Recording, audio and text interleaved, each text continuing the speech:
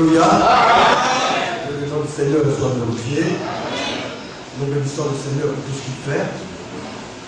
Vous voyez, quand nous venons, c'est cela. Nous devons nous disposer pour écouter tout ce qui vient. À l'intérieur de l'église, tout doit pouvoir édifier. Que ce soit, vous voyez, toutes les fonctions établies dans l'église, chacun doit jouer son rôle comme il se doit. J'encourage les chants. Quand vous chantez, c'est que le Seigneur vous montre. Ne le gardez pas, dites-le. Parce qu'en chantant, l'Esprit dispose des choses et Dieu aussi nous parle. Alors tout à l'heure, le chant de la demandance a compris pour la sœur Siméon. Alléluia. Et cela est important. Mais il ne suffit pas seulement de faire Siméon. C'est la femme du pasteur adjoint. Si elle se comporte mal, c'est dangereux. Alors elle a le devoir d'être un exemple, un modèle. Que ce soit la femme du pasteur adjoint, la femme de tous les serviteurs de Dieu. Vous n'êtes pas là pour écraser les sœurs, mais vous êtes là pour donner un exemple de témoignage. En toutes choses que vous devez faire, vous devez être même l'exemple plus même de la vertu de Dieu. C'est au travers de cela qu'on vous respectera. Mais si vous vous comportez mal, personne ne vous respectera. Il faudrait que vous soyez exemplaires. En toutes choses, vous êtes des femmes vertueuses et disposées pour la gloire du Seigneur. Souvent, lorsque vous êtes là, vous voyez les serviteurs de Dieu, au milieu d'eux, il n'y a pas de problème. Mais c'est normal quand on est spirituel. Quand on est censé être des hommes spirituels, il ne peut pas avoir de comportement charnel. Si ton frère a fait quelque chose qui ne te plaît pas, avec la manière, avec tout l'amour de Dieu, tu t'approches de lui et tu fais tout pour le sortir de là. Et c'est ainsi que nos sœurs doivent imiter, alléluia, leur mari, leur époux. Et en même temps, au moment où le chant chantait, il y a un bien-aimé frère qui a reçu cela aussi de la part de l'Esprit de Dieu. Quand vous êtes assis, si vous vous disposez, le Seigneur vous parlera. Alors il se pourrait que vous voyez une vision, il se pourrait que vous soyez en extase. C'est que le Seigneur aussi vous montre, ne gardez pas ça pour vous, écrivez-le et apportez-le à la chair. Nous ne sommes pas là pour étouffer l'esprit, mais nous voulons que l'Esprit de Dieu nous avertisse et nous ramène toujours à sa voie. Et l'Esprit de Dieu aussi nous préserve de beaucoup de choses et beaucoup de dangers. Alors il y a un bien-aimé frère qui a vu, le chant Picounias qui a fait un accident avec sa moto. Et il a vu le frère avec des béquilles. Mais notre Seigneur est celui-là qui change la malédiction en bénédiction. Et quand il nous montre, c'est parce qu'il nous aime qu'il nous montre. Et nous, comme nous ne sommes pas là pour négliger les choses, nous allons prendre tout au sérieux. Parce qu'il sait le Seigneur, s'il est handicapé, c'est l'église qui sera handicapée. Parce que tout c'est pour la gloire du Seigneur. Alors nous allons nous tenir debout. Nous allons prier pour la femme, la fiancée de notre espion, et pour le serviteur de Dieu, Ignace, le chante, afin que Dieu les soutienne et que Dieu pourvoie en toutes choses pour eux. L'un, que le Seigneur puisse l'épargner de tout danger, de tout accident, et pour l'autre, que le Seigneur davantage voie sa vie et la rende conforme selon les désirs de son mari. Selon les désirs de la parole, bien sûr. Parce que le mari, qu'est-ce qu'il peut désirer si ce n'est la volonté de Dieu de la vie de sa femme? Prions ensemble, Seigneur. Notre Père, notre Seigneur, Dieu, nous voulons pas, Seigneur, tout le monde. Nous te demandons, Seigneur, ton serviteur, ton Père,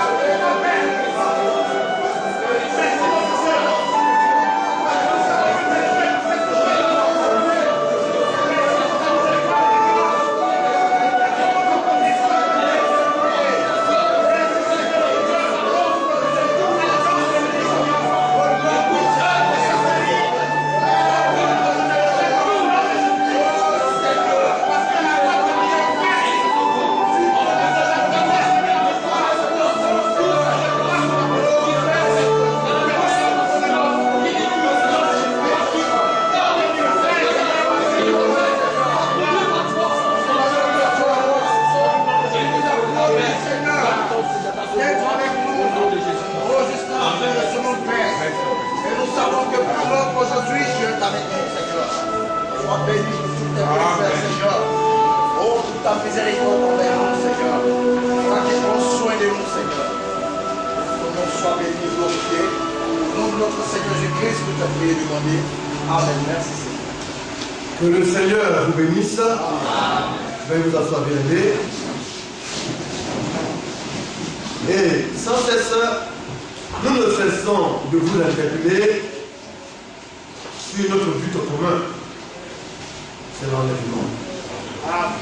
Ce à quoi nous travaillons, chacun travaille. Chacun se bat. Se prépare comme il peut. Avec la grâce de Dieu, pour pouvoir y parvenir. Je voudrais que le frère Ignace ne prépare ce chant-là, et j'ai pour de chanter. J'ai soif de ta présence. Alléluia. Alors, avant que nous chantions, donc comme je le disais, la marche chrétienne est jalonnée de Dieu. Tout le monde sera écouté. Que tu le veuilles, que tu ne le veuilles pas, tu vas l'être. Donc autant se disposer, se préparer à ce qui arrive. Amen. C'est la seule manière pour Dieu d'étayer notre foi. Amen. S'il n'y a pas de preuve, c'est qu'il n'y aura pas réellement de passation de grâce. Tu ne peux pas avancer d'un pas si le preuve ne suit pas. Amen. Mais quand le preuve vient, c'est le diable qui vient d'éprouver, t'attaquer. Mais Dieu te donne les armes nécessaires pour en sortir. Amen. Alors tout un chacun d'entre nous, dans son environnement, dans ce qui le préoccupe, de cela viendra cette épreuve. Pour certains, leur épreuve peut être leur femme. Pour d'autres, leur épreuve peut être l'objet de leur travail. Pour d'autres personnes, si c'est une soeur, ça peut être son mari. Pour d'autres, ça peut être le travail. Mais nous serons éprouvés. C'est pourquoi dans le livre de Romains, le chapitre 5, il nous est dit ici à partir du verset 1, étant justifiés par la foi. Nous avons été justifiés par notre foi. À l'intérieur de cette foi se trouve la justice de Dieu. Mais ta foi, c'est quoi? C'est la parole de Dieu.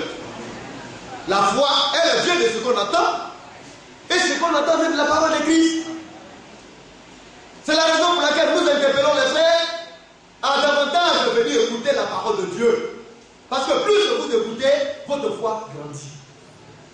Alléluia. Et votre justice prend de l'ampleur. Parce qu'à l'intérieur de la parole, il y a une puissance, il y a une efficacité. Quand la parole pénètre dans ton cœur, la parole va bouleverser tout ce qui n'est pas de Dieu à l'intérieur de toi. La parole de Dieu va te justifier. Et continuons. Il dit nous avons la paix avec Dieu par notre Seigneur Jésus-Christ. Bien aimé, c'est là où il y a l'ordre, là qu'il y a la paix. Amen. Oui. Si dans ta vie il n'y a pas d'ordre, tu seras troublé. Amen. Si dans ta maison il n'y a pas d'ordre, tout sera bouleversé autour de toi. C'est pourquoi nous devons faire attention. Et nous ne devons pas permettre à ce que les maisons ne s'installent, ni dans l'église, ni dans nos vies, ni dans nos maisons. À l'église de Dieu, chacun doit connaître sa place. Les fonctions doivent pouvoir s'exercer dans la mesure déterminée par le Seigneur. Chaque frère doit connaître sa position. Chaque soeur doit connaître sa position. Même à l'intérieur de notre vie, il y a des choses qui nous sont interdites et des choses qui sont faisables selon le Seigneur. Et nous devons prendre toutes ces dispositions pour que ces choses soient. Dans nos maisons, nous devons nous atteler afin que les sœurs occupent la place de femmes soumises, de femmes, vous voyez, douces, de femmes agréables. Et que les frères aient l'entière autorité en donnant le conseil de Dieu à leurs femmes. Quand ces choses sont, c'est en ce moment que la paix vient dans l'homme. Et le Seigneur, ce qu'il désire, c'est que nous puissions être en paix. Alléluia.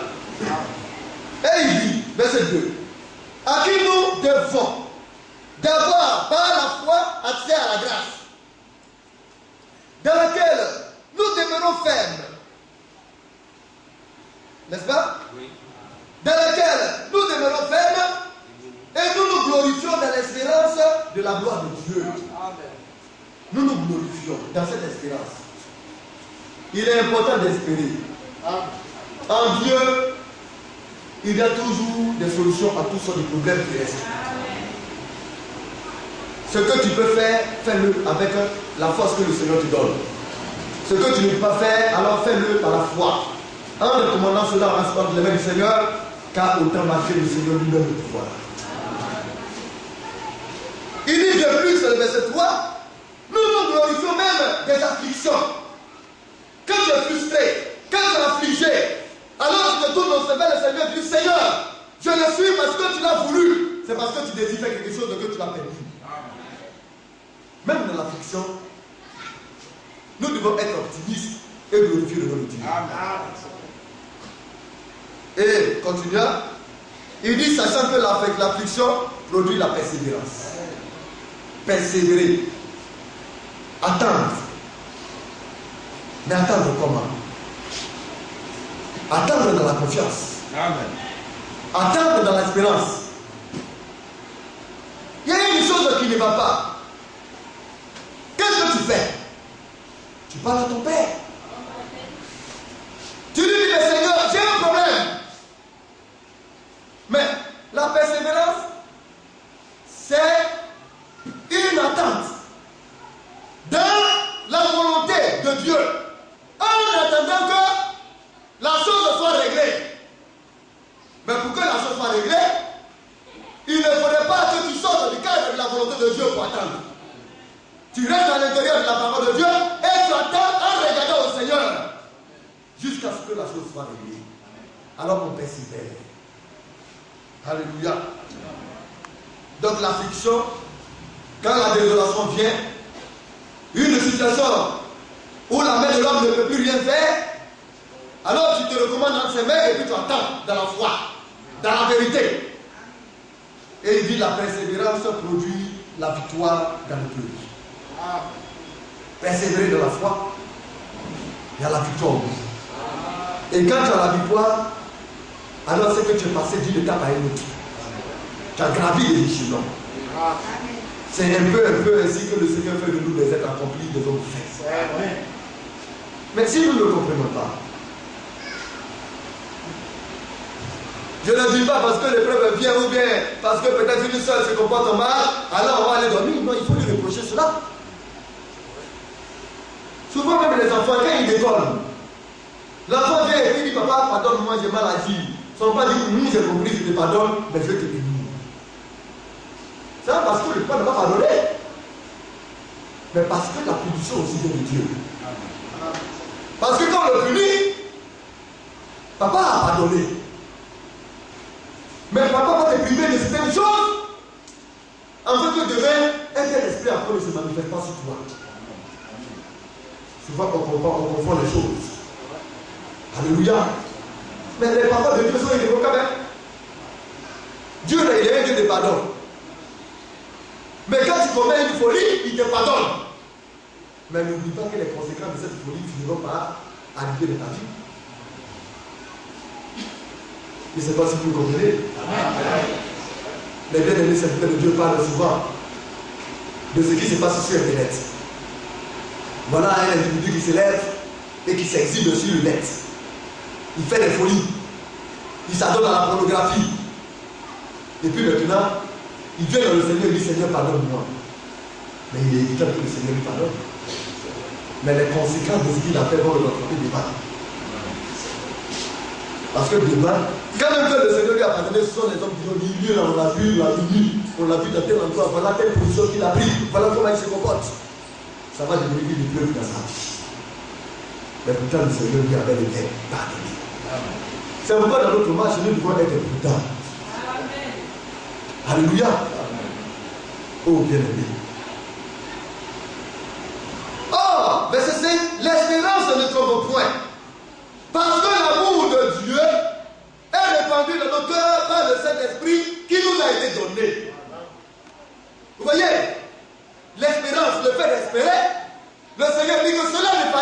ne trompe jamais. N'est-ce pas? Mais pour que ton expérience ne faille point, pour que ton expérience puisse réussir, il faudrait que tu fasses tout dans la politique. Et il faudrait que cet amour-là te soit transmis par le Saint-Esprit. Alléluia. C'est pourquoi nous devons faire attention. Que le nom du Seigneur soit béni. Nous allons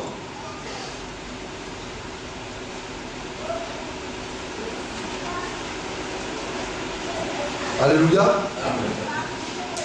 J'ai voulu vous faire lire un passage pour dire que tout ce que nous faisons, je crois que c'est dans 1 Corinthiens 10 et 2 Corinthiens 10. Tout ce qui arrive doit pouvoir réellement nous servir d'exemple. 1 Corinthiens chapitre 10. Je vais parler maintenant de notre sujet. Nous parlons des 2 semences. Alléluia. 1 Corinthiens chapitre 10, le verset 6. Nous bien devant nous dire cela.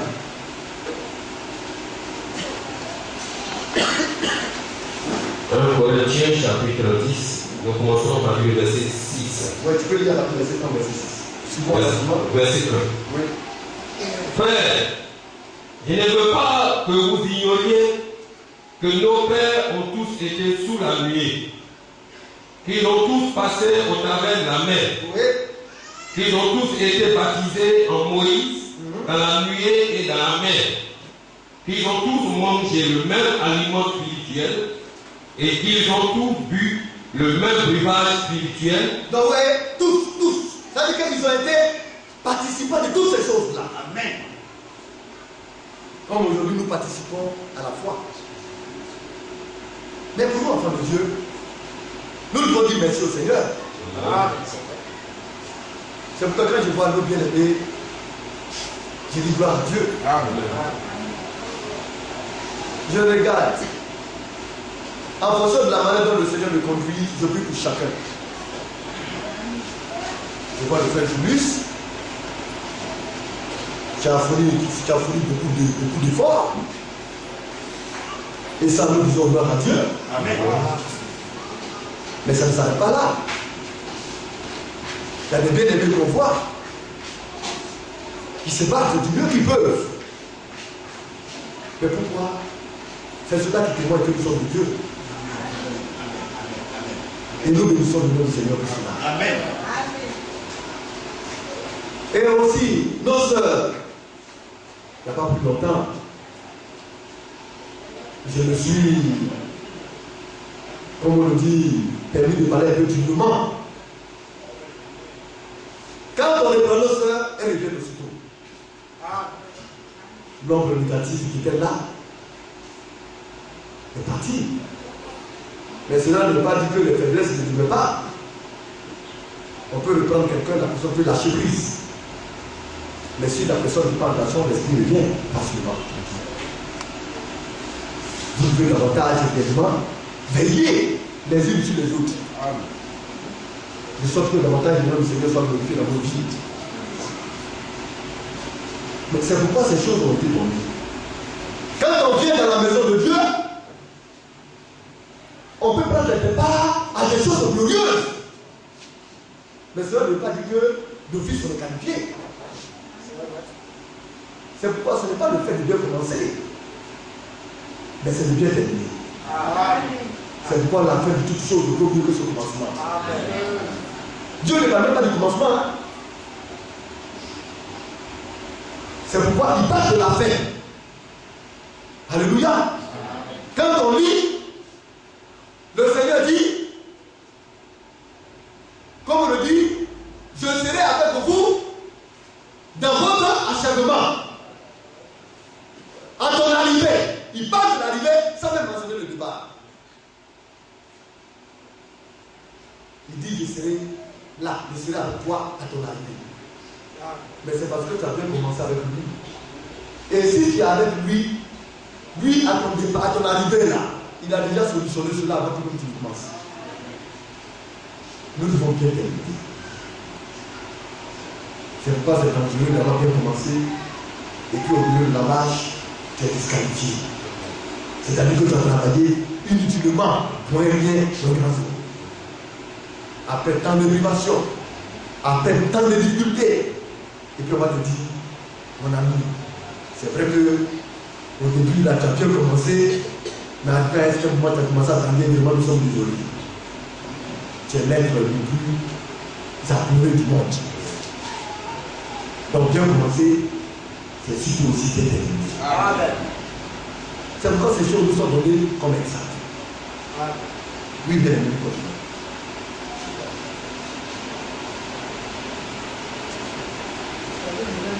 Alléluia. Oui. Et ils ont tous bu le même breuvage spirituel, car ils buvaient à un rocher spirituel qui leur suivait. Oui. Et ce rocher, le rocher était Christ. Donc, nous voyons, vous voyez, Christ, le Messie, le Sauveur, le rocher que vivait Israël, mais en ce moment, le Fils de Dieu n'avait pas encore été engendré. Mais il avait une autre forme. Alléluia. Amen. C'était le Jéhovah de l'Ancien Testament. Ce rocher qui buvait là, c'était Christ. Mais dans une autre forme. Alléluia. Et puis après, maintenant, il a été engendré et il s'est rendu visible pour nous. Mais au moment où Moïse frappait ce rocher-là, le rocher qu'il frappait, parce qu'il a frappé le rocher 2 fois, c'est ce qui a disqualifié Moïse à l'entrée en Canaan. Ça veut dire que même les serviteurs de Dieu, ils se cherchent. Mais qui sont ceux souvent qui poussent les serviteurs de Dieu à l'erreur? C'est le peuple de Dieu. À force de pression, Moïse, dans la tremblante, a fini par craquer parce qu'il était un homme. Il était le choix de Dieu. La main de Dieu était sur lui. Mais être le choix de Dieu ne veut pas dire que l'homme ne faille pas. Alors que selon la prophétie, il devait frapper le rocher une fois. Il a frappé plus fort. Vous voyez, à la croix, Christ a été frappé une seule fois. Son côté, on a percé son côté. Alléluia. Et l'anneau est sorti. Il était ce rocher-là qui a été frappé. Et qui a donné la gloire à tout le peuple de Dieu. Et tous ceux qui étaient d'Israël avaient bu à ce rocher. Que tu sois bon, que tu sois mauvais, que tu sois clair, que tu sois noir, que tu sois grand, que tu sois gros, court, tout le monde a bu de ce rocher. Mais le fait de boire à ce rocher surnaturel, parce que c'est une action surnaturelle qui a eu lieu. Là, il ne devait pas y avoir de l'eau. Mais un miracle a été fait. Un prodige. De l'eau est sorti pour abréver tout le peuple de Dieu. C'était quelque chose de surnaturel. C'était des espoirs. Ils se sont réfugiés. Ils ont dansé, ils ont chanté, ils ont célébré le Seigneur. En ce moment-là, ils ont dit à Moïse, oh, qu'est-ce que c'est? Moïse, tiens, bon, c'est le ça va, on dit, il est bon. Mais quand ça ne va pas, on lui tourne le dos et on veut le lapider. Mais c'est pas tout. Qu'est-ce qu'un homme peut faire dans la conduite de l'homme? Vous pensez que l'homme peut le conduire? Quand il a arrêté devant toi là, quand vous êtes toi à vous regardez là, vous pensez que vous pouvez le conduire? Il a ses aspirations, pas des aspirations. Et là, le Seigneur le tente. Il fait de lui de lien en l'eau. Et puis dis-toi, conduis-le. Sinon tu ne peux pas. Et nous devons comprendre ces choses. Verset 5. Oui. Mais la plupart d'entre eux ne furent point agréables à Dieu. La plupart. La majorité. Mais on dira, mes frères, est-ce que c'est ce qui va arriver? Tu es de la minorité. Tu crois. Tu es de la minorité, tu as la foi. Et c'est comme cela qu'on nous devons faire fonctionner. On dit la majorité. Mais l'église là est partout dans le monde entier. S'il y a une minorité qui croit, cette minorité doit être nous. Ça doit être moi. Mais quand je dis c'est moi, tu le démontres par tes actes, par ta manière de faire. Oui, frère. Mais la plupart d'entre eux ne furent point agréables à Dieu, Oui. puisqu'ils périrent dans le désert. Oui. Or, ces choses sont arrivées pour nous servir d'exemple, en peu que nous n'ayons pas de mauvais désirs comme nous en avons eu. Alors, c'est des modèles, des exemples qui nous ont été donnés. Alors, Dieu nous interpelle. Nous, en nous, la grâce nous a été donnée de savoir qu'il y a des choses qui ont été faites dans notre foi qui ne vont plus à Dieu. Et nous, maintenant, nous pouvons regarder et prendre des dispositions afin que cela ne nous arrive pas. C'est une grâce. Eux, là, ils ont été les éléments choisis pour tester la chose. Et puis on dit, vous, regardez et sondez. Ce qui ne vient pas de Dieu, ne le faites pas. Et ce qui vient de Dieu, imitez cela. Amen. Alors aujourd'hui, nous savons qu'il y a un tel qui a eu un tel comportement qui ne va plus à Dieu. Et il a payé pour cela. Alors, nous prenons toutes nos dispositions afin que telle chose ne nous soit pas arrivée et nous arrive point pour que Dieu, alléluia, de peur que Dieu nous lâche. Amen. Bien-aimé. Que Dieu nous aide. Amen. Nous allons chanter ce cœur-là. Je vais chanter. Alléluia. J'ai bien envie de chanter. Je vais donner le cœur. Les musiciens, j'ai soif de ta présence. Alléluia. J'ai soif de ta présence. Divin chef de ma foi. Il est le divin chef de notre foi. C'est le Dieu de notre foi. Dans ma faiblesse immense, c'est parce que nous sommes faibles que nous sommes là. Si tu étais fort, tu aurais tout trouvé dehors. C'est pourquoi même quand tu as un niveau, ne te donne pas une autre opinion de toi. C'est dangereux. C'est de lui que nous tirons nos forces.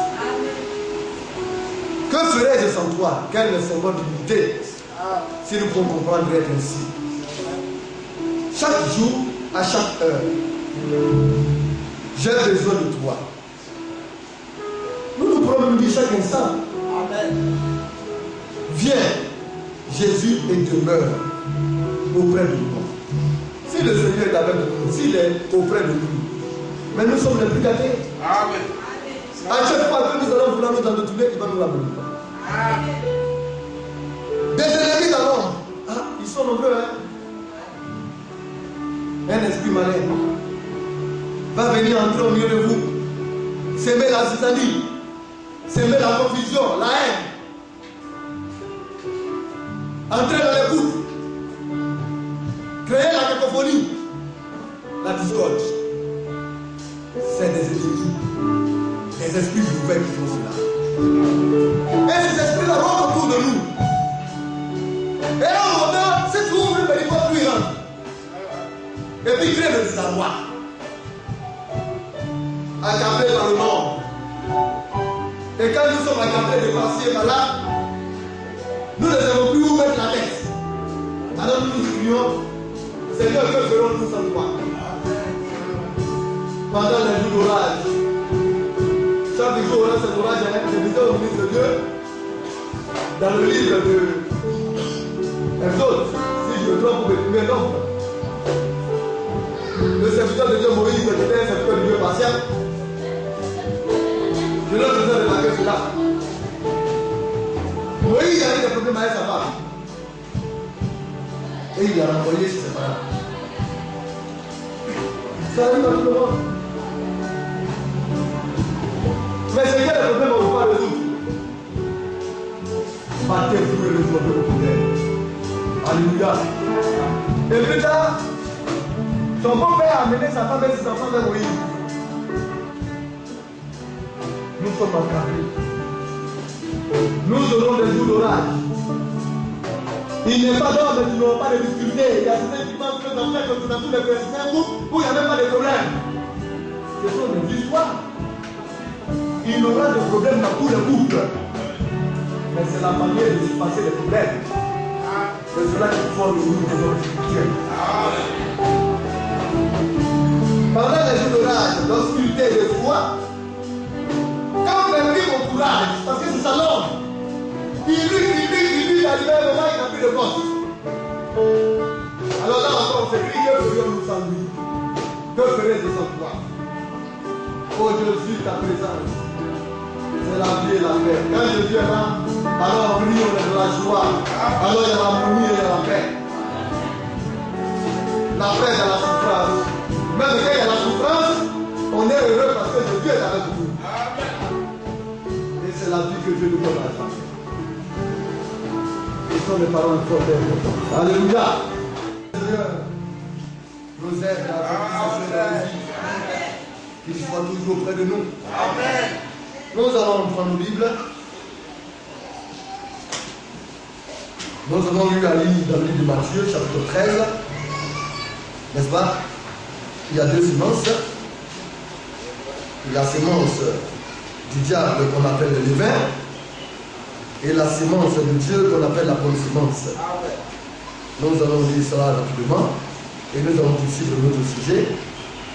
Le bien-aimé du lot, et nous se trouvons comme dit à partir du verset 24 du chapitre 13 de Matthieu. Matthieu chapitre 13, à partir du verset 24.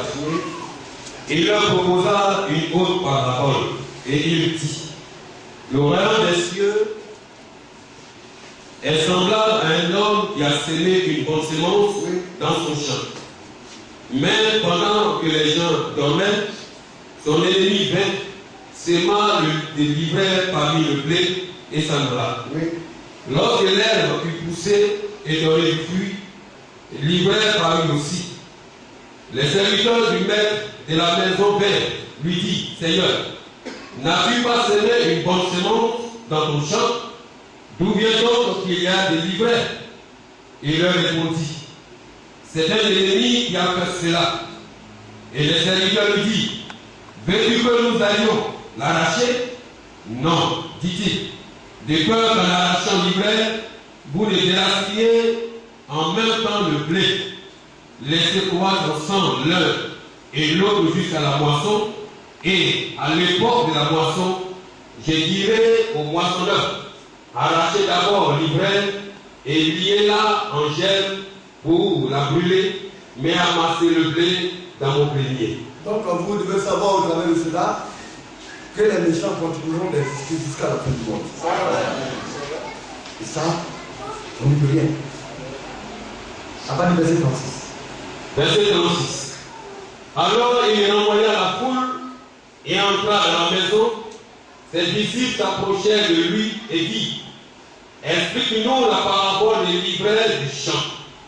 Il répondit: celui qui sème la bonne semence, c'est le Fils de l'homme. Le champ, c'est le monde. La bonne semence, ce sont les fils du royaume. L'ivraie, ce sont les fils du malin. Donc, le Seigneur fait savoir qu'il y a des fils du malin. Mais le malin, c'est qui? C'est le diable. Mais le malin aussi a plusieurs appellations. Alléluia. Nous allons essayer de lire dans le livre de Apocalypse, chapitre 12 ou 13. On va trouver cela. Alors vous devez savoir à qui on a affaire. Les enfants de Dieu ne sont pas ignorants dans leur marche avec le Seigneur. Parce que le Seigneur dévoile au-devant de nous toutes les actions de l'ennemi. Le chapitre 12, le verset 9. Alléluia. Oui. Apocalypse 12, à partir du verset 9. Oui. Comment ça va le verset 8? Verset 8. Oui. Mais il ne fut pas les plus forts. C'est le verset comme ça. Hein? Le verset 7. Comment ça va le verset 7? Verset 7. Oui. Il y a eu guerre dans le ciel. Michel et ses anges combattirent contre le dragon. Oui. Et le dragon et ses anges combattirent. Mais il ne fut pas les plus forts. Et leur place ne fut plus trouvée dans le ciel. Donc, ici, nous le disons. Il ne s'agit pas de la première précipitation. C'est la seconde précipitation de Satan avant la montée de l'Église au ciel. Satan a déjà précipité pour une première fois. Et il a fait réellement, comme on le dit, son trône. Vous voyez, entre le premier et le deuxième ciel. Il est appelé maintenant le prince de la puissance des airs. C'est pourquoi Satan, à l'œil des jours, nous le savons, étant toujours dans le ciel, continue d'aller rendre visite au Seigneur pour accuser les enfants de Dieu. Mais il y aura une seconde précipitation. La descente de Satan va coïncider avec la montée de l'Église. Vous n'êtes pas qu'il résiste à la montée de l'Église, alors il sera précipité. Alléluia. Maintenant, quelles sont ces appellations? Ici, nous voyons qui s'appelle le dragon. N'est-ce pas? Il est le dragon. Oui, tu as dit, continuons le verset 9. Verset 9. Oui. Et il fut précipité. Oui. Le grand dragon. Le grand dragon. Le serpent ancien. Et aujourd'hui, les nations ont cette folie. Ce que Dieu défend, ce que Dieu refuse dans sa parole, les nations, vous voyez, s'empêchent réellement de prendre cela. Dieu défend les représentations. Même quand il fait une représentation au travers de la parole de Dieu, c'est lui le Seigneur qui est à la base de cela. Lorsqu'on parle d'agneau, c'est le Seigneur qui l'a mis. Lorsqu'on parle du lion, en tant que lion, c'est lui qui est à la tête derrière, qui est le lion de la tribu de Juda. Alléluia. Lorsqu'on parle, comme on le dit, de l'aigle, c'est lui qui est derrière cela. Alors nous, quand on parle de l'aigle, on parle de notre Seigneur. Mais on ne parle pas d'un aigle ordinaire. Mais aujourd'hui, les nations prennent comme fanion ces animaux. Mais quand vous analysez, ce n'est pas le Seigneur qui est derrière. C'est Satan. C'est pourquoi le Seigneur a défendu les représentations. Et aujourd'hui, en Asie, c'est le grand dragon qui est vénéré. Les Asiatiques raffolent le dragon. Ils sont impressionnés devant le dragon. Mais ce grand dragon, c'est qui? C'est Satan. Alléluia. Oui, bien aimé, nous continuons. Et il fut précipité, le grand dragon, le serpent ancien, appelé le diable et Satan, celui qui séduit toute la terre, il fut précipité sur la terre. Donc, il a des appellations. C'est qu'il change de casquette. D'un continent à un autre continent, il a une manière de se présenter. En Afrique, nous savons cette forme de sorcellerie ou bien de cultisme pas complet, c'est le vaudou. Mais à la base du vaudou, qu'est-ce qui se trouve? Je ne sais pas. Comme on appelle ça le buton. Alléluia. Regardez Angéline Kidjo. Elle bénit le serpent. Elle fait le culte du serpent. Quand vous allez, elle appelle les serpents ses enfants. Bien aimé, Satan est honoré et est adoré. Hey, en Asie, c'est le dragon. Bien aimé, dans tout notre continent, c'est le diable en personne. Les bien-aimés m'ont donné un CD sous l'ordre de déformation. Mais c'est Lucifer qui est vénéré. Ils font des sacrifices humains de bébés. Ils boivent le sang des bébés. Ils mangent la chair des bébés. Ils font des prières à Lucifer. Bien aimé, c'est le diable qui est vénéré dans ces choses-là. Et le Seigneur nous fait savoir qui est le dragon, le serpent ancien, appelé le diable et Satan, le séduiseur. N'est-ce pas? Oui, amen. Il y a des enfants du diable. De la même manière qu'on parle des enfants du diable, on parle aussi de la sémence du serpent. Mais le serpent, c'est le diable. Alléluia. C'est pourquoi le Seigneur a fait savoir dans la prédiction que la sémence du serpent, alléluia, dans le livre de Genèse, sera comme on le dit, en confrontation avec la sémence de la femme, parlant de Jésus. Nous sommes la sémence de Christ. Au travers de la sémence de la femme, ça veut dire qu'une femme, comme si on parle de la sémence de la femme, c'est parce que la femme n'aura pas eu de rapport avec un être humain normal. Elle sera réellement, elle verra un enfant, elle aura un enfant, comme on le dit, poussé par l'Esprit de Dieu, qui n'est pas de l'homme, qui a le sang de Dieu lui-même. Alléluia. Une femme qui n'aura pas connu un homme est toujours enfanté. Et de l'autre côté, la sémence de Satan. C'est ce qui est écrit après la chute. N'est-ce pas? Amen. Nous allons aller dans Genèse.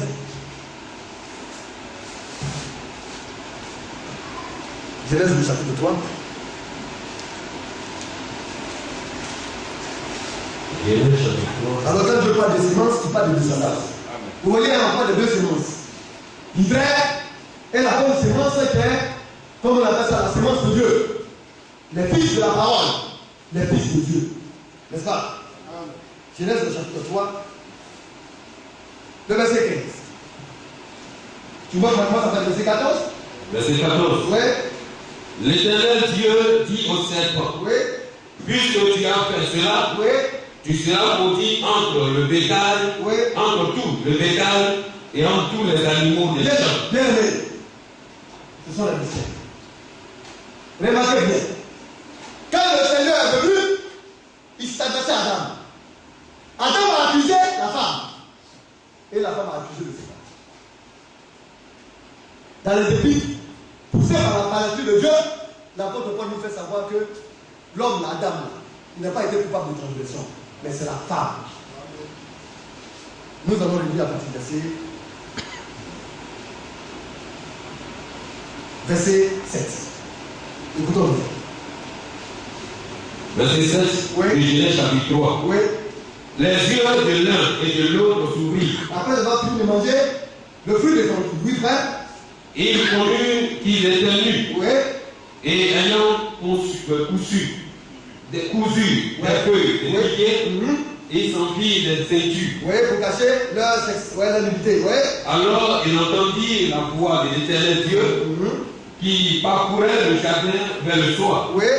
Et l'homme et sa femme se cachèrent loin de la face de l'Éternel Dieu, Mhm. au milieu des arbres du jardin. Oui. Mais l'Éternel Dieu appela l'homme Oui. et lui dit, Mhm. où es-tu? Oui. Et il répondit, Oui. j'ai entendu ta voix dans le jardin Mhm. et j'ai eu peur Oui. parce que je suis nu et je me suis caché. Oui. Et l'Éternel Dieu dit, Mhm. qui t'a appris que tu es nu? Oui. Est-ce que tu as mangé de l'arbre dont il t'avait défendu de Oui. manger? Mhm. L'homme répondit, Oui. la femme que tu as mise auprès de moi La femme que tu as tirée de moi, que tu as mis auprès de moi, oui. m'a donné de l'arbre Oui. et j'en ai mangé. Vous voyez, il n'assume pas sa responsabilité. Il a différé cela. L'homme aime ça. Mais cette faiblesse-là sera toujours dans les femmes. Si elle commet un acte grave, elle va t'accuser. Mais l'homme a instinct de déplacer les choses au lieu de les vacciner. Non, c'est pas mon service. Mais pourtant, c'est lui que Dieu a établi. Donc il a accusé la femme. Oui, frère. Verset 12. Oui, Verset 13. oui. Et l'Éternel Dieu dit à la femme, Mhm. pourquoi as-tu fait cela? Alors Dieu s'est tourné maintenant vers la femme. Regardez, quand il a accusé la femme, le Seigneur s'est plus préoccupé d'Adam. Il a laissé Adam libre. Il s'est tourné maintenant vers la femme. Il dit à la femme, mais pourquoi est-ce que tu as fait ça? Notre Dieu ne sait-il pas toutes choses? Est-il un Dieu qui ne sait pas, qui ignore les choses? Mais en fait, on voit que ça ressemble à de l'enfantillage. Mais c'est ce qui paraît simple, c'est à l'intérieur que se trouve le mystère. Amen. Pourquoi s'est-il prononcé sur la femme? Oui, bien aimé, nous continuons. Et la femme répondit, Oui, le serpent m'a séduite oui. et j'en ai mangé. Alors, la femme maintenant n'a pas accusé Adam. Mais elle aurait dû accuser Adam, mais c'est lui que tu as établi, c'est à lui que tu as enseigné de ne pas toucher à l'arbre interdit. Mais Seigneur, tu viens vers moi. C'est lui le chef. Bien aimé, cette manière d'accuser l'autre ou bien de mettre la responsabilité sur l'autre, chacun doit assumer ses responsabilités. Amen. Mais elle est allée vers l'auteur de la chose. Qui l'a poussé à ça? Pour qu'elle aussi elle aille séduire son homme. Qui? C'est le serpent. Alors Dieu dans sa colère va prononcer son jugement. Vous savez autrefois le serpent marchait. Il parlait. Alléluia. C'était un colosse. Avant d'être un reptile, pas, c'est parce qu'il a été maudit qu'il est devenu comme ça. Oui, bien, nous continuons. Verset 14. Oui. L'Éternel dit au serpent, Oui. puisque tu as fait cela, tu seras maudit Oui. entre tout le bétail et entre tous les animaux des champs. Il a été maudit. C'est depuis ce jour-là que le serpent est devenu le symbole le cliché de la malédiction. Parce qu'il a été maudit. Oui, frère. Tu marcheras sur ton ventre. C'est à partir de ce jour qu'il a commencé à ramper. Amen. Oui, frère. Et tu mangeras de la poussière Oui, tous les jours de ta vie. Maintenant, avec le temps, les serpents ont commencé par manger les animaux et autres. Amen. Mais au milieu, il va retrouver ce que le Seigneur a dit. Amen. Parce que le lion même va goûter de l'air. C'est vrai. Le lion ne mangera plus de la chair. Amen. Alléluia. L'enfant, comme il est écrit au millénium, mettra même sa main dans l'antre du basilic et il ne se rappelle, il ne fera aucun mal. Et il va se coucher même sur le ventre même du lion, vous voyez, et rien ne lui arrivera. Parce que l'esprit du menteur qui amène les hommes à faire le mal, Satan, sera lié pour lui. Amen. Ce sera l'éternité, les 1000 années de paix. Alors, l'originalité va se passer. Celui-là qui doit manger la boue va manger la boue. Le serpent va commencer à manger la boue. Parce que c'est à cela que Dieu l'a décidé. Les lions vont manger de l'herbe comme les moutons. Parce qu'au commencement, il a paix ici. Alléluia. Le péché a tout bouleversé. Le péché commet des dégâts. Oui, frère, nous continuons. Verset 15. Oui. Je mettrai inimitié entre toi et la femme. Alors, le Seigneur maintenant parle maintenant du serpent. Je vais mettre inimitié. Comme le serpent qui l'a séduit. Et puis elle a fait tomber mon serviteur Adam. Toi. À partir d'aujourd'hui, je vais mettre inimitié entre toi et la femme. Amen. Bien aimé. Cette inimitié-là va se plaire. La femme est l'arme la plus redoutable utilisée par Satan. C'est vrai. Amen. Il mène un combat sans merci envers la femme. Et il l'utilise pour l'égarer elle-même et pour égarer le monde entier. La séduction, la beauté, les fossiles, les pantalons, les tailles basses, les mini-jupes, vous voyez, les maquillages multicolores, toutes sortes, vous voyez, de systèmes au travers de la femme pour séduire et égarer les espèces humaines. Amen. C'est vrai, c'est juste. Mais Dieu va utiliser la femme Amen. Amen. Amen. Amen. pour faire entrer le Sauveur dans le monde entier, pour mener une lutte acharnée, alléluia, contre le système du diable. Amen. Oui, frère, nous continuons. Je mettrai inimitié entre toi et la femme, Oui. entre ta postérité et sa postérité. Alors, le Seigneur nous dit, le serpent a bel et bien une postérité. Bien aimé, quand on parle de la postérité de quelqu'un, ce sont ses descendants. C'est sa sémence. Alléluia. Mais c'est pourquoi on parle de sémence de serpent. Il y a des hommes, on ne peut rien y faire. Ils sont destinés à recevoir croix en Dieu. Amen. C'est une réalité. Amen. On n'y peut rien, c'est comme ça. Leur condamnation a été déjà scellée dès avant la fondation du monde. Maintenant, est-ce qu'il te revient à toi de pouvoir les chercher et les détecter? Laisse l'humiliable les yeux de Dieu faire cela. Amen. Ceux-là qui vont venir à la parole de Dieu sont ceux-là qui ont été destinés à être la sémence divine. Amen. Ceux-là qui vont mépriser. Nous allons lire. C'est la parole, on n'y peut rien. Il y a deux sémences. Depuis le commencement. Amen. Oui, frère, nous continuons. Alléluia. Oui. Entre ta postérité et sa postérité, Oui, celle-ci te placera la tête et tu lui blessera le talon. oui. Et il dit à la femme, j'augmenterai la souffrance de tes grossesses. Oui, Tu enfanteras avec douleur oui. et tes désirs se porteront vers ton mari. Donc, à cause de ce qu'elle a eu à commettre, le fait qu'elle s'est laissée séduire par le serpent, la sanction que Dieu lui a donnée, ce sont les douleurs pour l'accouchement. Bien aimé, en fonction de ta faute, une mesure conséquence liée à ta faute. Et pourquoi le Seigneur lui dit qu'elle aura des douleurs par maladie? Pourquoi? Amen. C'est lié à sa faute. Alléluia. C'est qu'elle va engendrer là. ne va pas sortir facilement. Ça peut lui ôter la vie. C'est pourquoi Adam est le père des fils de Dieu et elle est la mère de tous les hommes. Amen. Elle veut dire mère de tous les hommes. Amen. Mais tous les hommes ne sont pas de Dieu. Amen. Oui, frère. Il dit à la femme, je augmenterai la souffrance de tes grossesses, Oui, tu enfanteras avec douleur, oui. et tes désirs se porteront vers ton mari, mais il dominera sur toi. Donc une femme qui refuse d'accepter son mari comme une fille, elle doit se poser la question si elle est de Dieu ou bien de pas de Dieu. C'est que c'est une fausse semence. De la même manière qu'on parle des hommes de sémence de Dieu, il y a aussi des filles de Dieu qui sont de la sémence divine. C'est l'ordre établi par Dieu. Ton mari parle, tu parles. Ta bouche parle.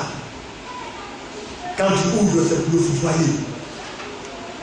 Quand tu fermes, respire un peu. Quand tu ouvres, c'est le désarroi. La femme qui vient de Dieu fait du bien à son homme tous les jours. Amen. Mais les femmes doivent utiliser cela. Ce nom est un combat perpétuel. Comment est-ce que Dieu fait plaisir à mon homme? Et quand on attend des femmes, toi tu n'es pas Dieu. Hein? C'est Dieu que moi je suis. Hein? C'est Dieu que moi je vais adorer. Je peux me soumettre à Dieu. Mais c'est que tu n'as rien compris. Dieu il a établi sa parole.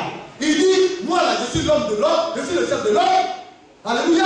Et l'homme est le chef de la femme. Si une femme qui n'est pas soumise à son mari, elle va monter, va descendre, elle va voir quel Dieu. Alors vous devez comprendre. Vos devoirs là, c'est de vous soumettre à votre mari. Et eux, faites de sorte qu'eux ils aient confiance en vous.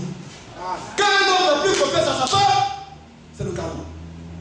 La jalousie peut le détruire. Il a soupçonne un peu, par-ci et par-là. Il n'est plus équilibré, il ne sait même plus où il en est. Ça devient une âme véritable dans la main de Satan pour détruire la femme de Dieu. C'est pourquoi Dieu dit, prenez mes filles. Ne vous attendez pas à aller prendre des filles étrangères. Parce que si vous vous attendez à y aller, vous ne saurez pas vers quelle part vous allez tomber. Parce que Dieu te dit que celle que vous allez prendre, si elle n'est pas une sémence du diable, tu peux aller tomber sur une sémence du diable. Mais elle va te baptiser toute la vie pour te foutre à l'air. C'est pourquoi Dieu dit la meilleure sécurité, c'est de venir de sa maison et de devenir une fille de Dieu. Maintenant, les filles de Dieu veulent maintenant agir selon la convoitise réellement qu'elle voit réellement dans le système moderne. C'est vrai. Mais ça, c'est le monde en envers. Où on va avec ça? La douceur. La femme doit être douce. Elle doit être humble, affective, compréhensive, maternelle. Amen. Ce sont les caractéristiques de la femme. Amen. Amen. Amen. Amen. Oui, frère, nous continuons. Verset 17. Oui. Il dit à l'homme, Oui.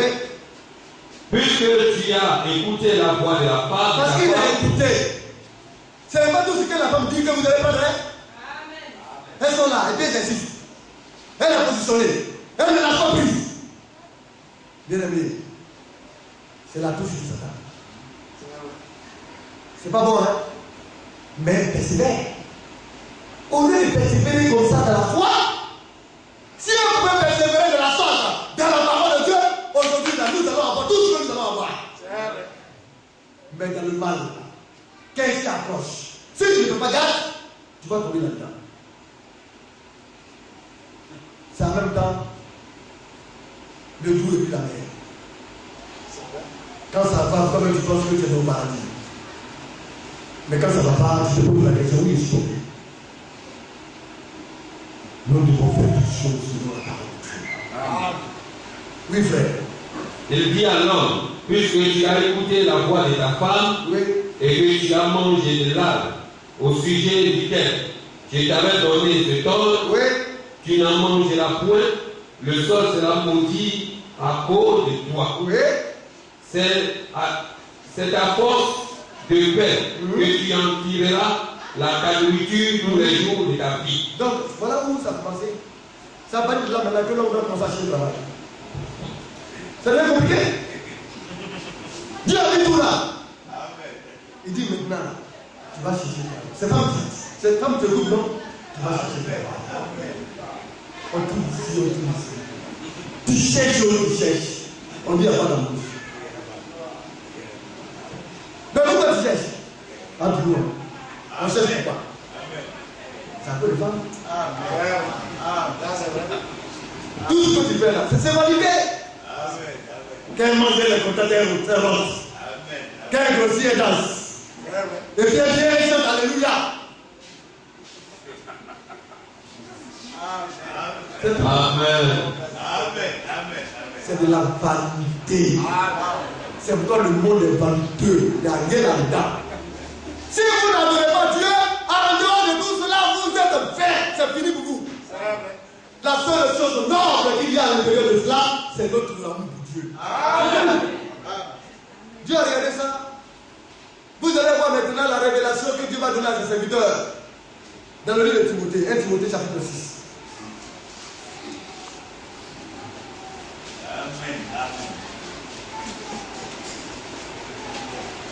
Toujours la femme. 1 Timothée chapitre 6. Est-ce que c'est cela? Chapitre 5, hein? Alléluia.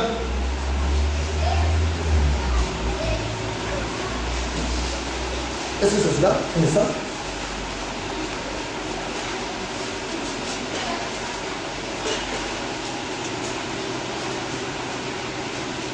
Excusez-moi.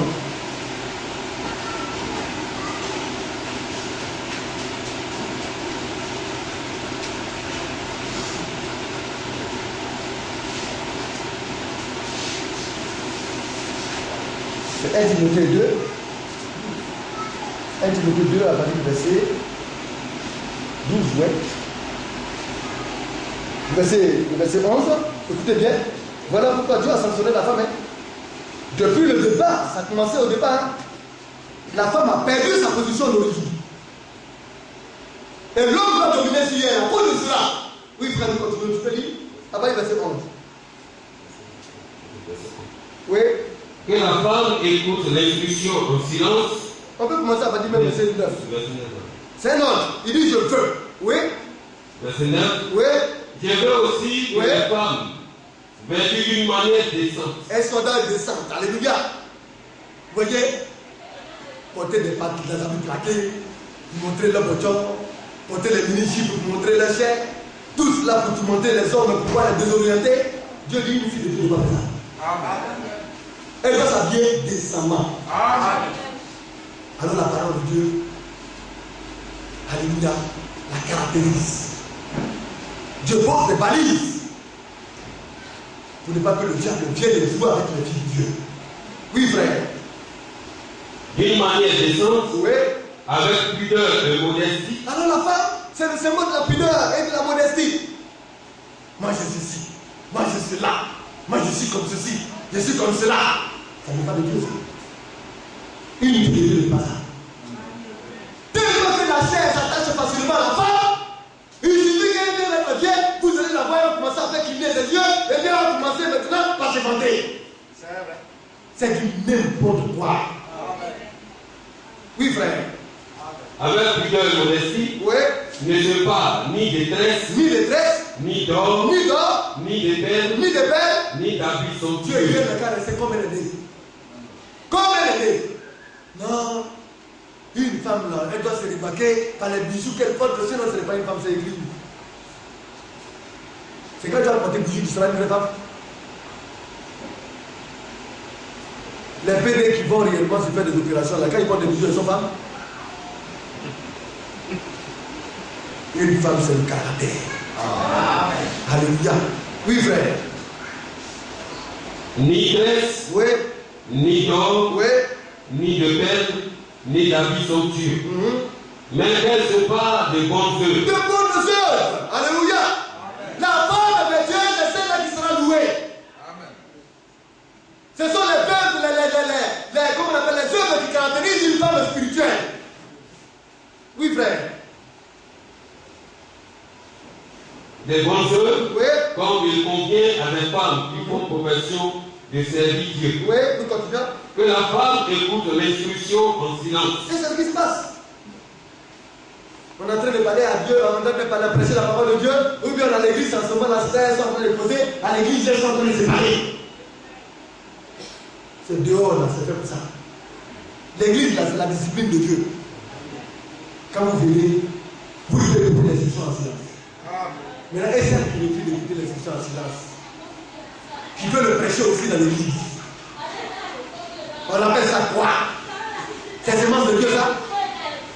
Ici, là, c'est un commandement. Amen. Oui, frère, nous continuons. Écoutez bien. Que la femme écoute l'instruction en silence. Oui, oui, oui. Avec une entière soumission. Avec une entière soumission, oui. Je ne permets pas à la femme d'enseigner. Bien aimé, quand nous sommes ici, là, nous enseignons, tout le peuple est soumis à la parole. Et sous l'autorité de celui-là qui prêche et qui enseigne. Maintenant, si ma chérie vient se met ici, il prie, la tâche de Dieu se paille. Et puis elle commence à prêcher. C'est-à-dire que moi-même, là, je suis soumis à elle. Ce n'est plus elle qui est soumise, maintenant c'est moi qui suis soumis. C'est elle qui prend l'autorité maintenant. Et il y a certaines églises faites de mains d'homme. Alléluia. Qui agissent de la sorte. Quand le pasteur est là, c'est sa femme qui est son agent. Ils ont trouvé ça où? Où est-ce qu'on a vu dans la Bible un pasteur qui est pasteur et que sa femme également devient aussi pasteur adjoint? C'est dans les églises faites du matin, dans les pensées dictées par Satan, qu'on voit ces choses-là. L'église est universelle, conduite par l'Esprit de Dieu. L'église doit confesser tout ce qui est écrit, la doctrine, la parole de Dieu. Mais on fait ce qui n'est même pas écrit. On crée des choses extraordinaires et on les impute dans l'église. Et quand il y a des choses disant serviteurs de Dieu, on est étonné, on se dit, mais d'où ça vient? Mais c'est la fabrication humaine. Dieu ne veut pas que la pensée humaine soit injectée dans l'église. Oui, frère, nous continuons. Je ne permets pas à la femme d'enseigner, ni de prendre de l'autorité sur l'homme, mais elle doit demeurer dans le silence. On dit, ça là, c'est pas là. C'est dans un contexte. L'apôtre Paul a vu que vraiment les frères et les soeurs des Corinthiens étaient des choses, on va dire toujours des Corinthiens dans le Corinthe. Les soeurs étaient comme elles étaient soumises, alors réellement, cette loi-là réellement a été donnée par l'apôtre Paul réellement aux Corinthiens. Mais quand on attrape la Bible, on dit j'attrape la Bible, la parole de Dieu, je vais aller. Quand ça nous plaît maintenant, on reprend des choses, on dit non, c'est pas le Seigneur, mais c'est Paul qui a fait. Mais ce qu'ils ignorent, c'est que l'apôtre Paul, c'est l'apôtre des nations mandaté pour l'église de la Pierre était l'apôtre mandaté pour l'église. Et Paul a dit, tout ce qu'il a donné là, il n'a pas appris d'un homme. Si vous voulez qu'on lise, on va dire tout ça. Oui, frère, nous continuons. Écoutons bien. Car Adam a été formé le premier, Ève ensuite. Ève ensuite, écoutez bien. Oui. Adam n'a pas été séduit. C'est un mystère. Adam n'a pas été séduit. Mais pourtant, il a mangé du fruit. Mais la Bible s'est contenue d'elle. L'apôtre Paul est venu mentir. Adam n'a pas été séduit. Oui, mais là, on continue. Adam n'a pas été séduit. Oui. Mais la femme. Oui. Séduite. Elle a été séduite. Et elle a été rendue coupable de la transgression. Elle a été rendue coupable de la transgression. C'est pourquoi elle a été rétrogradée à la part de femme soumise. À cause de cela, l'autorité lui a été enlevée. C'est depuis l'origine. Amen. La position de la femme. 1 Corinthiens chapitre 14.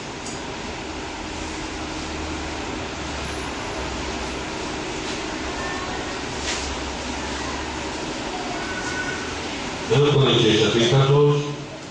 Ça va dire verset 34. Verset 34. On commence avec verset 33. Écoutez bien. Verset 33. Oui. Car Dieu n'est pas un Dieu de désordre. Notre Seigneur n'est pas un Dieu de désordre. Oui. Mais de paix. Là où il y a l'ordre, il y a la paix. Amen. Quand chacun prenait sa place. Mais je suis allé rendre visite à des amis pasteurs. J'ai été surpris de voir un débat. Le pasteur parle, sa femme parle. Il lui dit, toi, elle dit, mais Dieu était comment? Tu es serviteur de Dieu, moi aussi servant de Dieu. Ce que tu dis là, ça ne vient pas de Dieu. Moi je proteste. Bien aimé. Il y a un débat d'autorité.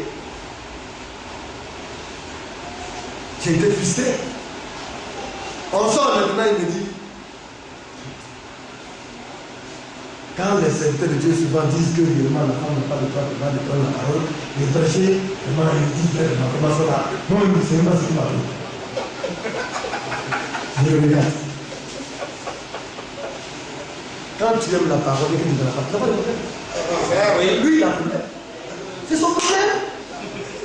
Au départ, tu t'entêtes, tu vas comprendre, tu raisonnes. Est-ce que la femme n'a pas de Saint-Esprit? Mais le Saint-Esprit, là, c'est descendu à la chambre où tu suis les femmes et les hommes. Amen. Mais Dieu n'a pas choisi la femme parmi les apôtres. Pourquoi? Amen. Alléluia. Pourquoi tu as voulu parler maintenant au nom du Saint-Esprit? D'accord. La femme, elle a le Saint-Esprit. Elle est ton chef. Tu parles, elle parle. Tu raisonnes, elle raisonne. Il a laissé un soir ici. Et puis tu dis maintenant, il dit, tais-toi. C'est grâce à moi que l'église est venue. C'est mon ministère. C'est Dieu, c'est mon chef. Et ça se passe dans la dénomination. Amen. Le pasteur Kojo et sa femme remontent. Ils vont jusqu'au divorce. Elle est pasteur. Mais c'est parce qu'on refuse de devenir à ce que Dieu a établi. Ma femme, je dis à ce toi ici, toi tu as venu parler. Ça c'est le commencement de la bataille. Maintenant on est sur Dieu. Tu vas connaître ta position. Parce que ma respiration, elle m'appelle en devant. Oui, amen. La position de ma femme est l'homme dans l'église de Jésus-Christ. Oui, frère, nous continuons. Le temps est avancé, on n'arrive pas à toucher, on va avancer. Donc nous continuons la prochaine fois. Oui. Car Dieu n'est pas un Dieu de désordre, Oui. mais de paix. Et quand tout cela, on ne connaît pas la position, c'est le désordre. C'est le trouble. Il n'y a pas de paix. Une servante, pasteur, prophétesse, a créé l'église.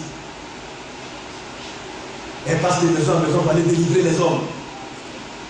Et quand tu regardes, son enfant qu'elle a fait là, il est dimanche. Il se promène dans tout Abidjan. Et puis c'est elle qui se promène dans les églises. C'est le désordre.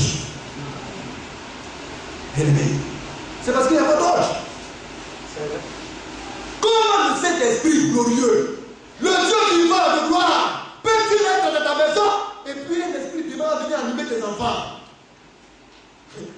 Bien aimé, lisez la parole de Dieu. On a dit là. Quand Dieu est avec toi, c'est le bon qui te donne. C'est pourquoi il parle de la bonne sémence. C'est comme ça. Les serviteurs de Dieu, ça donne à l'honneur, à l'orgueil. Il n'y a même plus d'humilité. Quand tu les vois, ils gonflent le dos. Un serviteur de Dieu, même pour venir dire pardon à son frère, c'est difficile. À la chair, ça c'est l'autorité qui parle. Mais quand on sort, on devient homme. Quand tu sais que tu as mal agi, il faut revenir. Parce que la parole de Dieu a autorité. Le Saint-Esprit, la parole de Dieu, fait autorité de l'Église. Au-dessus de tout le monde. Amen. Prêcher, c'est bien. Mais il faut aussi vivre pour servir de témoignage. Amen. Oui, frère. Comme dans toutes les églises des saints. Donc là, maintenant, on dit quoi? On dit ça en Corinthe. Vous voyez, la sémence du diable ne croit jamais à ce qui est écrit. Amen. Oui, amen. Il ne croit pas. C'est la tactique du diable. Il prend les Écritures et puis il les interprète à sa manière. Lui aussi, il dit, il est écrit. Mais la parole de Dieu là, c'est le témoignage qui s'accorde. Amen. C'est 2 ou 3 témoignages qui font le témoignage de Dieu. Amen. Mon Dieu, on est chrétien. Qu'est-ce qui va faire que réellement entre moi et toi, on va savoir que ce que l'un dit est la vérité ou n'est pas la vérité? C'est quoi? Chacun veut prendre la parole de Dieu et puis faire ce qu'il veut. Mais il y a eu des témoignages, des serviteurs de Dieu, mandatés et confirmés par l'Esprit de Dieu. L'apôtre Paul, nous tous, là, on sait que je suis le chemin de Damas. Quand le Seigneur s'est révélé à lui, on le sait. Jésus lui-même en personne s'est révélé à Paul. Dans les épîtres aux Galates. Le Seigneur l'a envoyé servir. 14 ans après, il a dit retourne à Jérusalem, va comparer ce que tu prêches. Amen. Quand il est parti là, les apôtres lui ont donné la même situation. Ça veut dire que ce qu'il a fait de prêcher là, c'est ce qui a été apostolique. Amen. Et puis des hommes mal animés se lèvent pour contredire ce que le Saint-Esprit a dit dans son serviteur de Dieu pour l'église des nations. C'est vrai. Mais s'il n'y a pas d'homme qui veut vivre, il y a des enfants de Dieu qui vivent, pas par le monde dedans. C'est vrai. Que vous avez dit, ça c'est pas possible, ça c'est pas possible, qui me fait ça? Dieu dit c'est possible. Amen. Toi tu dis quoi? C'est Dieu, hein? Mais on voit des pasteurs qui se mettent là en bijoux, et puis ils ont des chaînes, comme le collègue de diguer. Mais entre vous bien aimés, regardez bien, un homme qui fait ça là, il est orgueilleux. C'est vrai. Il marche comme ça. Parce qu'il faudrait que vous voyez, il tire bien ses manches, et puis il loue sa poitrine, et puis il marche comme ça. Ce n'est pas l'esprit divin. Mais cet esprit-là ne fonctionne pas. Amen. C'est l'esprit de l'orgueilleux. Satan. Oui, frère, nous continuons. Comme dans toutes les églises des saints. Comme dans toutes les églises des saints. Amen. On dit tout, hein. Sans exception. Tu es aux États-Unis, tu es en Côte d'Ivoire, tu es en Russie, tu es en Europe, partout où tu es. Si tu es une église qui est appelée église des saints, cette parole va s'adresser à toi. Amen. Comme dans toutes les églises des saints. Oui, frère. Et les femmes se taisent dans les assemblées. Femmes, fermez vos bouches. Asseyez-vous des points. C'est tout. Si les fils de Caïn ne peuvent pas le faire, les filles et les fils de Dieu le feront. Amen. Oui. Dieu dit, changez-nous complète. Les gens disent, oh, vraiment, nous ne pouvons pas parce que la société est libre. J'ai suscité des enfants de pierre, ils vont le faire. Ce que le monde refuse de faire, les fils et les filles de Dieu le feront. Amen. Nous là, on n'est rien. Sans lui, là, on est rien, on peut rien. C'est pourquoi nous, on se soumet. Même si c'est Dieu, on dit, aide-nous à y arriver. C'est tout. Oui, frère. Que les femmes se taisent dans les assemblées. Oui. Car il ne leur est pas permis d'y parler. Il ne leur est pas permis d'y parler. Sauf le don. Elle peut prophétiser. Poussée par l'Esprit de Dieu parce que c'est un don. Elle peut parler en langue. Elle peut prier, elle peut chanter. Mais au niveau réellement de la parole de Dieu, elle se taise. Et elle écoute l'expression en silence. Amen. C'est tout. Oui, frère. Mais qu'elles soient soumises. Oui. Comme le dit aussi la loi. C'est la loi. Alors la loi n'a pas été abrogée. Il y en a qui disent non, Jésus est venu pour abolir la loi. C'est faux. Il est venu la parfaire. Amen. Il est venu l'accomplir. Parce que tout ce qui a été prophétisé a été prophétisé par rapport à lui. Aucun homme ne pouvait vivre la loi. C'est pourquoi il a fallu qu'il y ait un super homme. Dieu lui-même l'a mis chez humaine pour montrer que la parole de Dieu, la loi, là, peut être vécue. Et au travers de sa grâce, nous a donné aussi à vivre cela. Amen. Selon la loi. C'est pourquoi quand vous allez prendre la loi lévitique, il ne s'est trouvé aucune femme parmi les lévites. Jamais. Vous avez des femmes sacrificateurs, vous. Alléluia. Dans l'apport de la parole de Dieu, la femme lui a pas droit. Mais pourtant, Marie, la sœur de Moïse et d'Aaron, était bien élevée prophétesse. Lisez. Alors, dans son zèle, comme elle est prophétesse, comme elle prophétise et que Dieu parle au travers d'elle, elle s'est permise de parler sur le serviteur de Dieu qui a agi. C'est vrai contrairement à la parole de Dieu. Parce que Moïse n'est pas dit prendre une femme étrangère, alors que Dieu lui-même lui a donné la loi de ne pas prendre une femme étrangère. C'était en dehors de la parole de Dieu.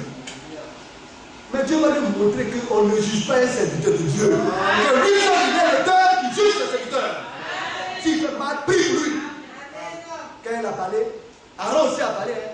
Mais Aaron, il est serviteur de Dieu. Les serviteurs de Dieu, entre eux-mêmes, ils peuvent faire des reproches. Mais les serviteurs de Dieu ne peuvent pas juger les serviteurs de Dieu. C'est pourquoi pour faire la sélection des serviteurs de Dieu, il faut prendre des hommes convertis. Sinon, c'est un dégât. Si tu vas prendre n'importe qui, il va faire n'importe quoi. Mais quand c'est Dieu lui-même qui choisit, alors le serviteur de Dieu lui-même rend sa vie selon la parole de Dieu. Alors elle s'est permis de dire, toi tu penses que quoi? Quand même tu te lèves et puis tu dis pas en prendre une femme étrangère et puis tu vas prendre. Dieu l'a frappé de lèvres blanches. Ta bouche t'a faut fermer. Mon serviteur là, on ne parle pas sur mes serviteurs comme ça. C'est qui? Moïse était obligé d'aller le casser. Alors ne va pas être frappé. C'est elle qui a été frappée. Puis ta position là, tu as oublié. Reconnais ta position.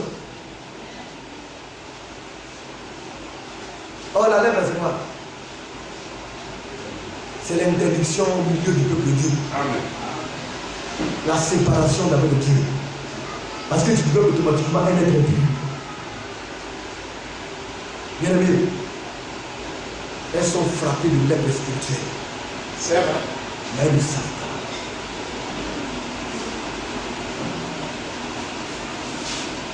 Il y a beaucoup d'appelés, mais très peu de gens. Petit troupeau, ne craignez pas. Alléluia. Quand votre Père s'était satisfait pour vous donner le nom de Dieu. Amen. Il y a deux choses. L'autre est l'âge. On peut faire tout ce qu'on veut. Tu peux avoir deux copines. Une femme légalement mariée. Tu peux avoir ton petit corps. Où ça va avec les femmes du choix. Ça c'est le chimélage. Quand tu fais comme ça, tous les esprits là, tu les embrasses. Maintenant il y a le chimèle étoile. Tout on ne fait pas ce qu'on veut. Là où on te goûte, là, tu dois les ne pas passer. C'est le chimèle de la vie. Et il peut y personne. C'est un choix de la vie. Amen. Nous avons le temps de prier. Alléluia. Nous allons prier.